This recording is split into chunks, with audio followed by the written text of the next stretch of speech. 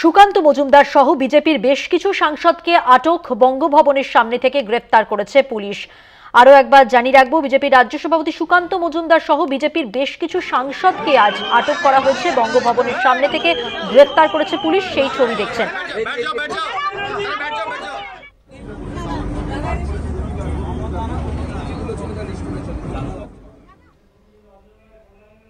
আমাদের সঙ্গে টেলিফোন লাইনে রয়েছেন আমাদের বিশেষ প্রতিনিধি অঞ্জন রায়। অঞ্জন দা, কি জানা যাচ্ছে এই বিষয়ে?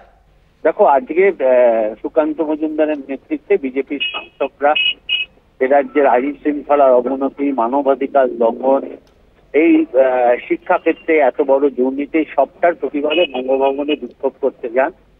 সেই সময় পুলিশ তার সঙ্গে তাদের কিছুটা হাতাহাতি হয় এবং ওইখানেই পুলিশ তাদের সবাইকে আটক করে স্থানীয় থানায় আপাতত নিয়ে যাওয়া হয়েছে।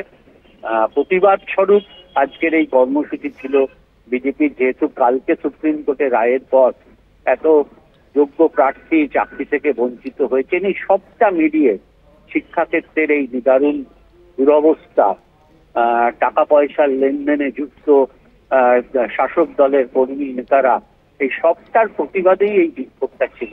এবং সেটা বঙ্গভবন, যেহেতু পার্লামেন্ট চলছে তাই সাংসদরা সবাই দিল্লিতে, তাই পার্লামেন্টের সামনে, এই বঙ্গভবনের সামনেই এই বিক্ষোভ করেন।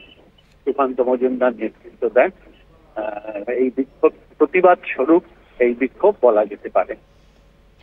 ধন্যবাদ। কথা বললাম আমাদের বিশেষ প্রতিনিধি অঞ্জন রায়ের সঙ্গে।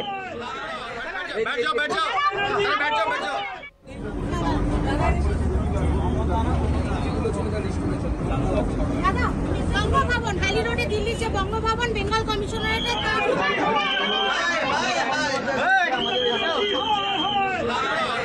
बैठ जाओ